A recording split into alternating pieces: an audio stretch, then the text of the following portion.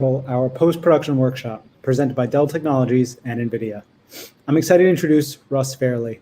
Russ is a cutting-edge producer with experience creating top-quality content for blue-chip clients like Canadian Tire, Allstream, VMware, Good Life Fitness, and many others. He's an Adobe certified expert, Adobe community leader, and co-founder of After Effects Toronto, Canada's largest motion graphic user group. Fairley is the creator and editor of productionworld.net, a popular production news website. Today, he's going to walk us through a number of Adobe Premiere workflow efficiencies that will help you produce and edit your own projects faster and more effectively. Russ? Thank you, Ajay. Happy Friday, everyone. I hope today's event has been entertaining and informative so far. As Ajay mentioned, I'm a video editor and a content creator, and I'm also an Adobe certified expert in one of my favorite applications, Adobe Premiere Pro. So today I'd like to show you some demos that will hopefully add a few workflow efficiency tools to your production tool belt. Some of these might be review for some of you, but hopefully there's a little nugget of something new in there for everyone. So let's jump right in and get started with the first demo. So this is going to be a really quick demo, and I'm just going to show you sort of a cool way to get around the interface in Premiere. You can see to start, I'm in the editing workspace, and I just have a little bit of stock footage in my timeline, but that doesn't even matter. We're not even going to look at that right now. You can see when I click in my timeline, it gets selected, and there's a blue line that goes around. It shows it's the active window. If I wanted to, I could theoretically hit the tilde key to maximize or minimize it. Same with any window I hover over. Super handy when you're working. And man, if you were doing assembly, this would be a great way to do it. Now, if you are like a lot of editors where you tend to stay away from your mouse a little bit, but you need to access all of the panels in Premiere, there is a modifier key. You can hit Shift and then the numbers to move around between the windows. So let's show you. I'll make a little list over on the right. You can take a screenshot or just jot them down if you like, or watch this video over and you'll get them. So let's go Shift 1, and that is going to highlight our project panel. Shift 2, source monitor. Shift 3, timeline. Shift 4, program monitor. Shift 5, the effects panel. Shift 6, the audio track mixer. Shift 7, this is your effects panel. Shift 8, the media browser. And Shift 9, the audio mixer, the audio clip mixer. It's a little different than the audio track mixer. And the final shortcut is Shift 0, which will enter you into multi-camera view. We don't have a multi-camera sequence, so you just see camera 1 on both sides here. So again, just a really short tip to help you get around the interface of Premiere, and I hope you find it handy. Okay, so beyond those shortcuts for navigating the Premiere interface, Adobe's created dozens of other shortcuts that can help speed up your workflow. The Adobe website includes a full list of shortcuts, or you can print out your own keyboard shortcuts directly from Premiere. But don't worry about that just yet. We're going to take a look at more shortcuts over the course of these demos as well. So let's hop into our second demo.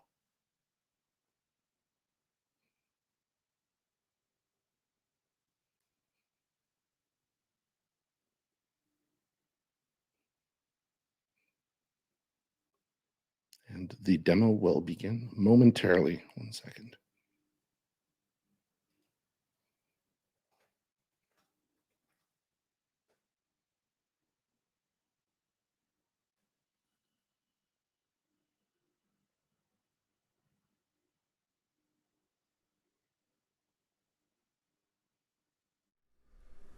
Okay, so we've hopped over to Premiere, and the first thing you're probably going to notice is that I am working in the effects workspace. If you're new to workspaces, or you don't really play around with Adobe's preset workspaces, or you haven't created your own and saved a workspace, basically they just take the elements that exist in Premiere and lay them out in a way that makes specific tasks a little easier.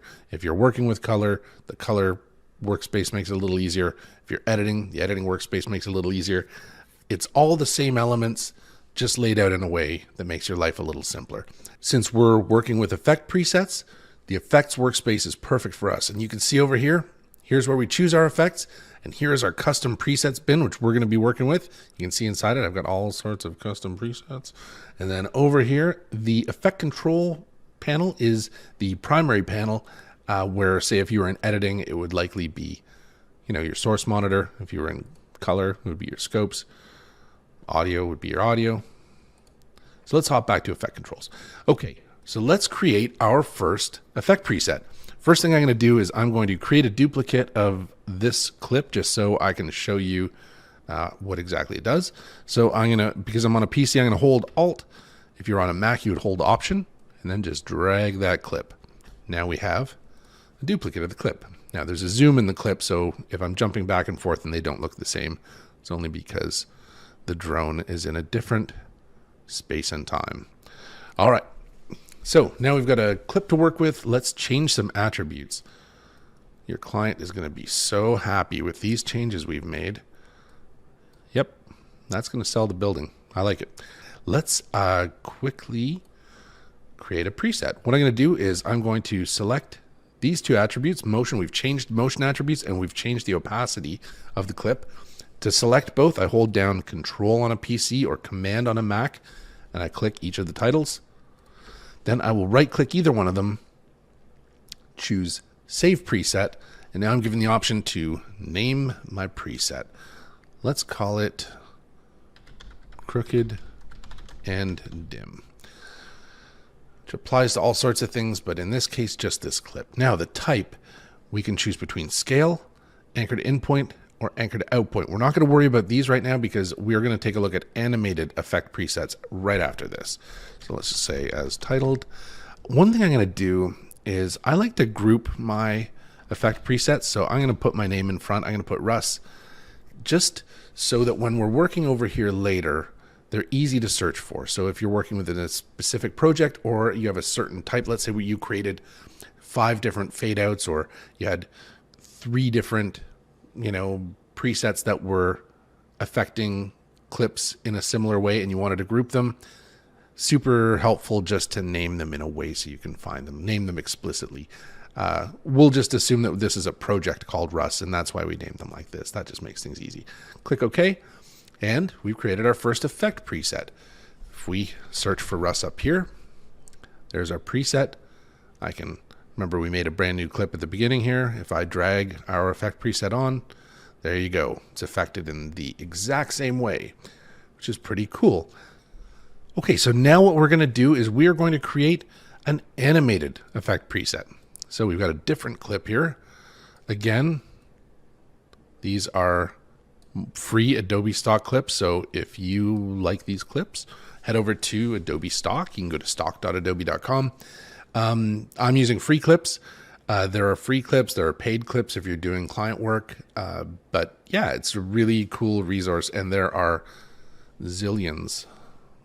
literally zillions of options there. Okay, so what I'm going to do is just so I can illustrate things a little better, let's turn this into a 4-second clip.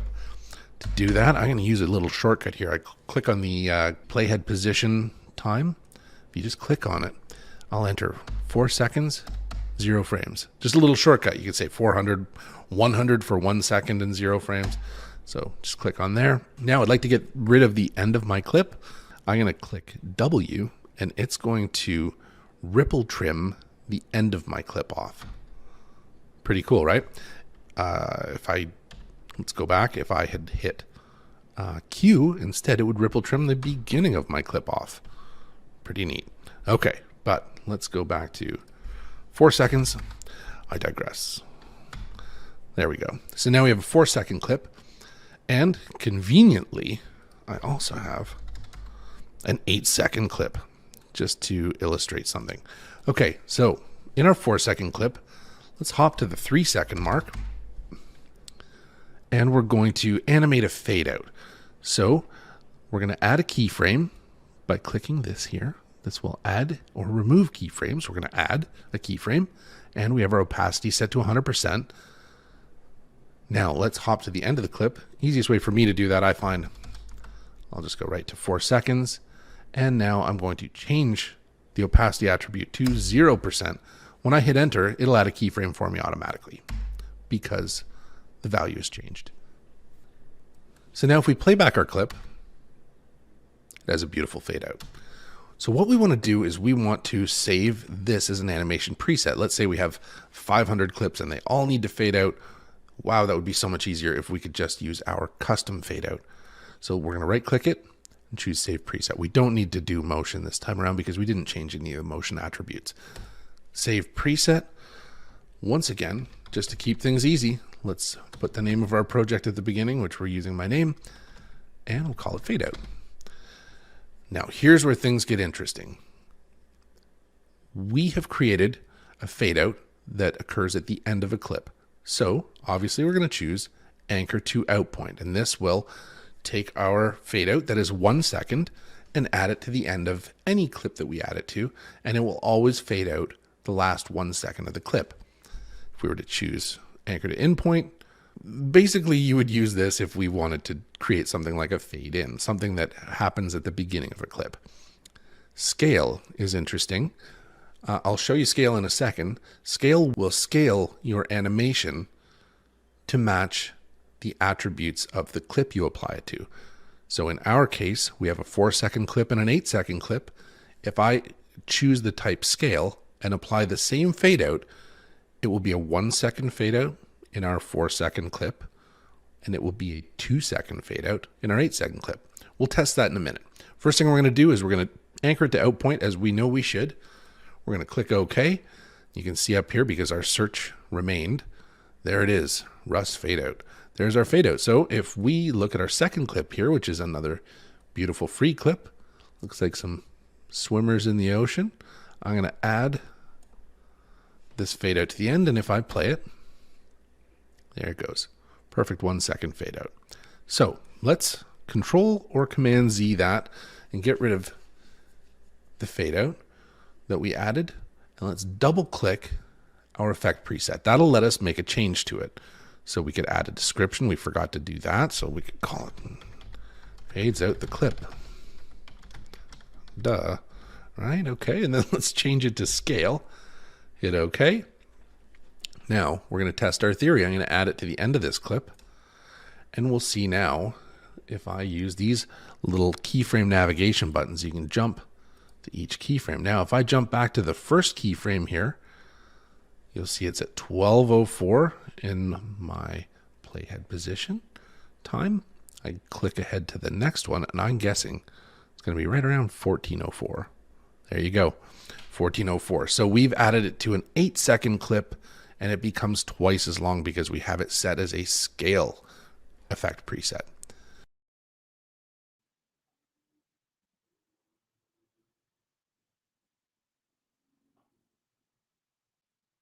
One last thing I'll leave you with. We created these with what we called a project name, using my name at the beginning. Where this becomes handy is if we create our own custom preset bin to group specific presets. So like if I get rid of my Russ search here and we look in presets, it is a mess. But you can see that I grouped things. That's the name of my band. So I had a couple of different camera settings for my band videos. Here are some that were for a project that was titled CH. If we now create a new custom bin, you can create a presets bin. The new presets bin will just create a bin within your customs preset. You might prefer that. I personally like new custom bin. It'll add a bin here we can name. So let's call it Russ Effect Presets. And if I do a quick search for Russ, we can grab our effect presets, holding again Control or Command, depending on whether you're using PC or Mac. Drag them into our bin, and there they are. Now, the neat thing is that these aren't actually duplicated. They haven't removed the bin, or they haven't removed the presets from your custom effect preset bin. They just basically create links. It's just a reference to them existing. Think of this as like your master bin, and this is just one maybe you use for while you're working on a project, and then when the project's done, you blow it up. But you've still got your presets in case you need these presets again in a future project or for anything you're working on. Okay, the last thing you're going to want to do with your effect presets is you're going to want to share them. So if you notice in your effect panel here, there are presets and Lumetri presets. Either of these preset folders you can right click on, you can choose to import or export presets. So let's hop in and export one of these. Export, we'll just call this my new preset, and I'll use inconsistent capitalization just to keep people guessing. And then if I were someone else, I could email that preset to somebody, or send it over Slack or whatever, and then they could grab it off their machine and import it. So it's that simple. And so that's basically a good start, a nice first look at effect presets. They can be a really powerful tool to increase your efficiency in Premiere. Play around with them a little bit and see how they fit into your workflow. Okay, so we can see that effect presets are a powerful and functional tool. I know when I'm working on a project with a lot of repeated elements, like a training series, I love to use presets for my Lumetri color effects, my audio tweaks, and for correcting maybe how a shot is framed. So in our very first demo, we touched on the Premiere interface. Let's continue down that path a little bit in our next demo.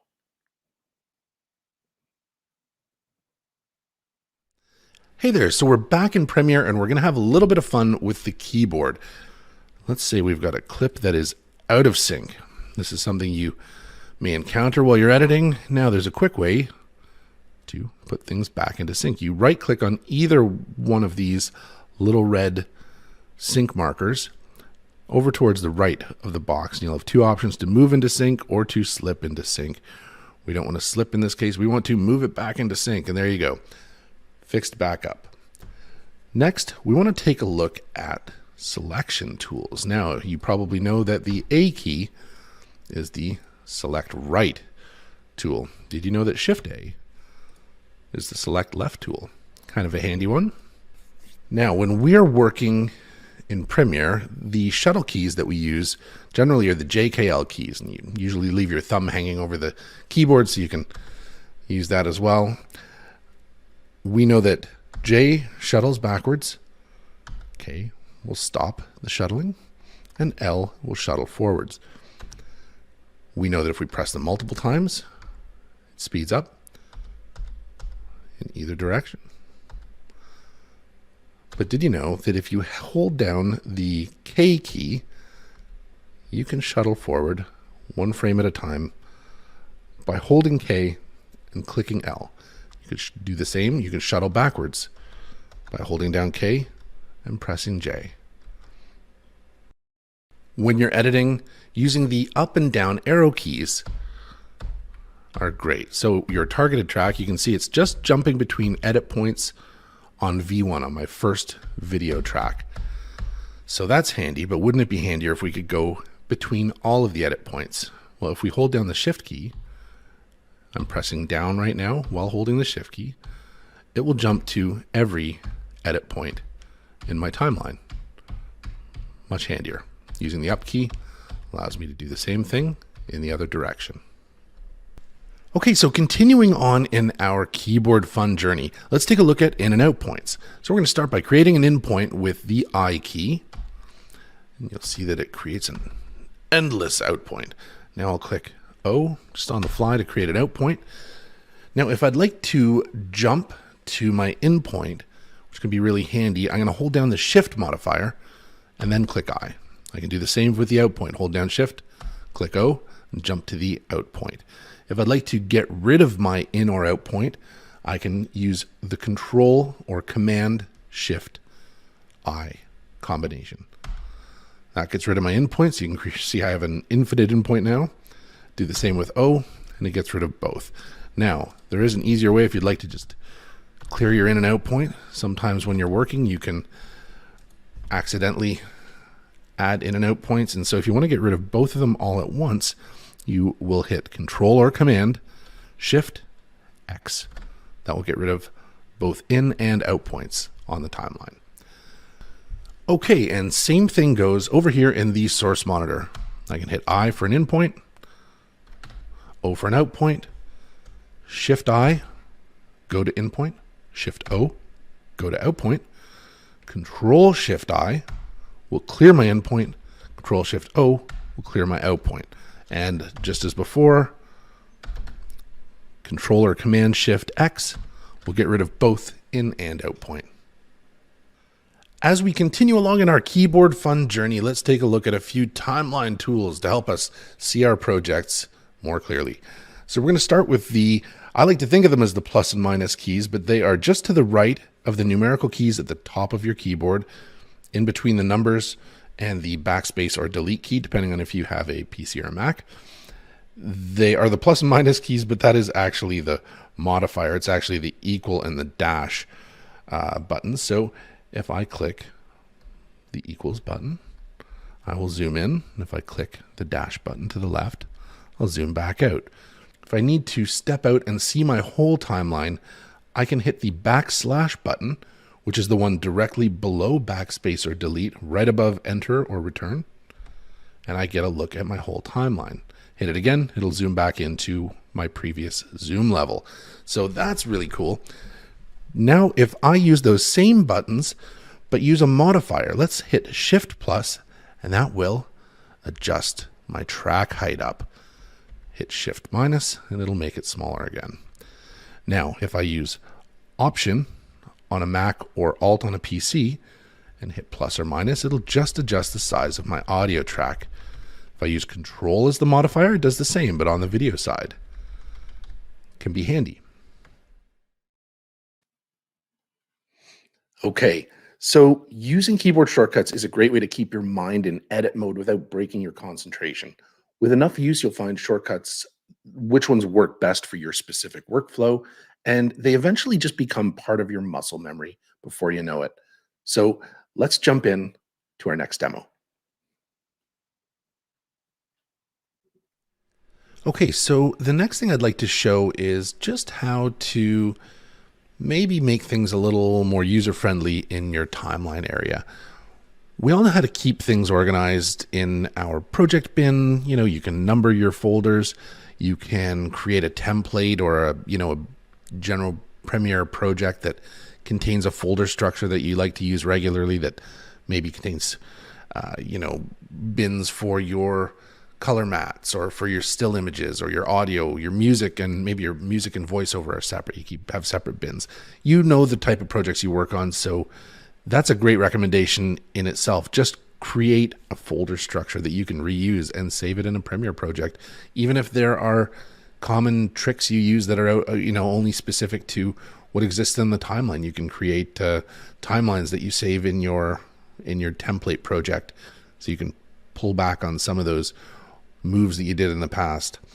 So now let's look at the timeline here, and you'll notice that here's a clip with some audio. This is just my band recording its Christmas album, and you can see over here in the audio levels that we've got a gradient. It looks beautiful, but the colors in your audio levels actually mean something. Red is when you're getting really loud towards peaking, and yellow is kind of like maybe a warning zone. Most of us like to have our voiceover somewhere in the yellow range and everything else somewhere in the green range. And to keep things safe, we generally stay out of the red range. So a gradient doesn't really help us. It's not a terrible feature. It looks really nice.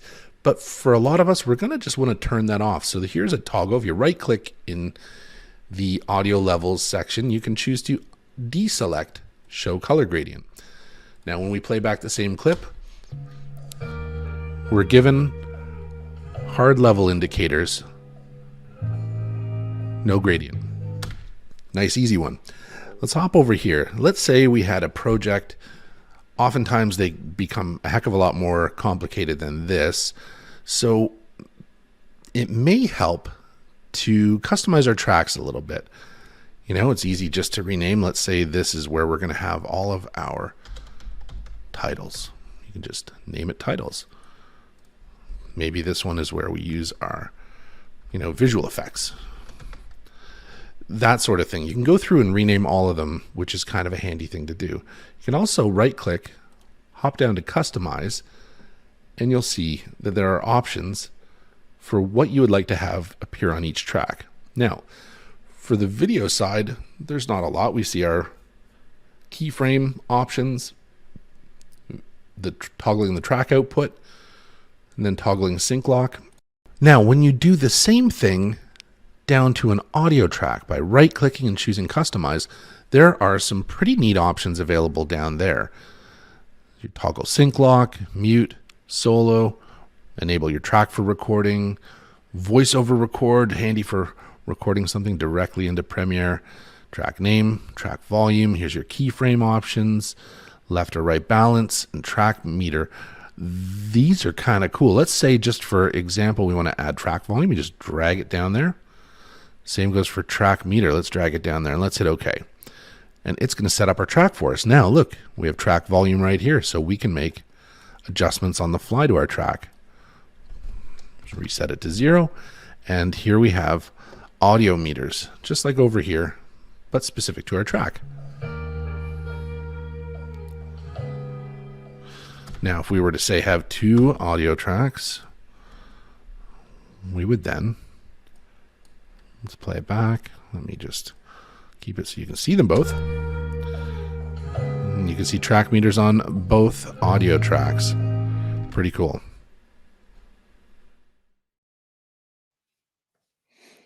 Okay, well, that demo definitely follows in the footsteps of the last few demos, with more shortcuts and efficiencies that you can put to work in Premiere.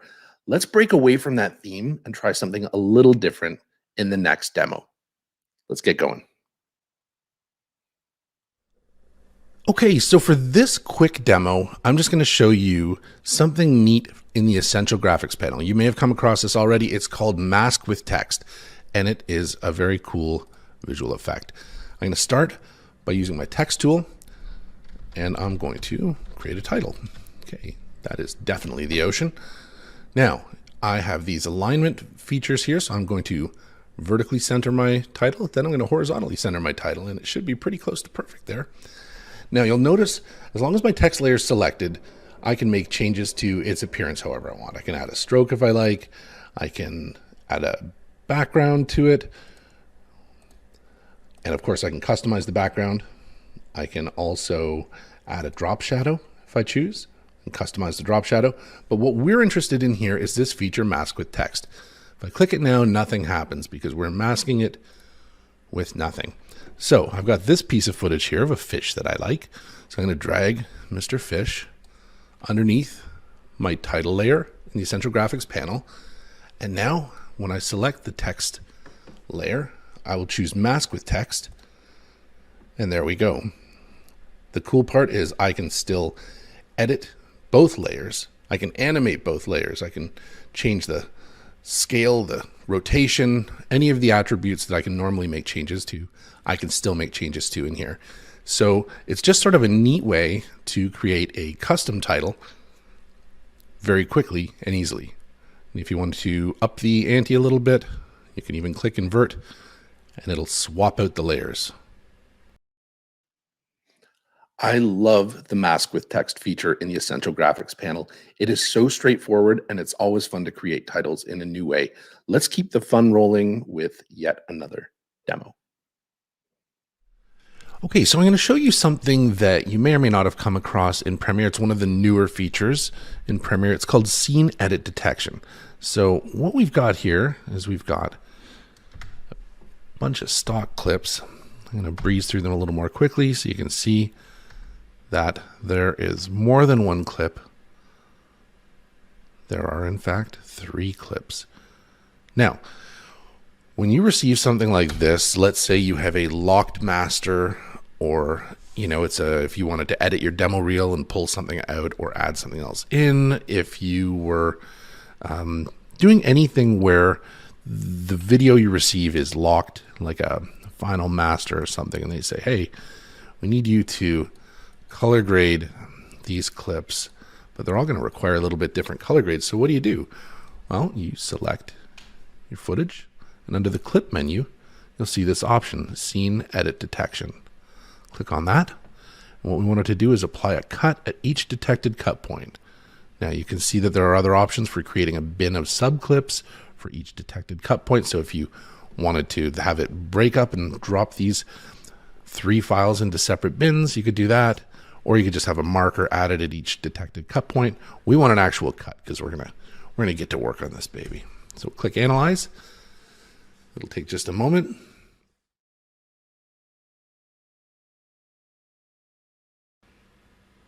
And there you have it. Premiere has added a cut at each cut point. Isn't that amazing? So if we use our down arrow, we can jump from clip to clip, and up arrow to jump back. So just a neat feature they've added into Premiere I wanted to share. Scene edit detection is one of those features I wish existed when I started out as an editor. I can't count the number of times I was handed somebody else's locked final and told to make changes throughout it. Okay, folks, we're coming to the end of my time, but I do have one final demo for you. Let's get into it. Okay, we've looked at some pretty practical options, so let's take a look at something a little more fun. I'm going to grab a piece of content here. We're going to choose this clip of a young couple walking. And what we see in the clip is we see a truck. Now she waves. She seems to like them. But we don't want this clip containing the truck. So I'm going to move this ever so slightly. Let's make the truck disappear if we can. So let's drag, we only need the video. All right, so we'll zoom in a little bit so we have something to work with here. And what we want to do, I'm going to do a really simple version of this. You can create an animated mask that will do this and follow the truck along, which is kind of like a cool magic trick. We're just going to do something, it doesn't move that much in our clip, so we can be relatively static with it.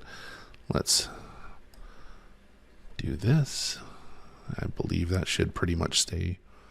Yeah, it stays right within there. So let's feather our mask a bit.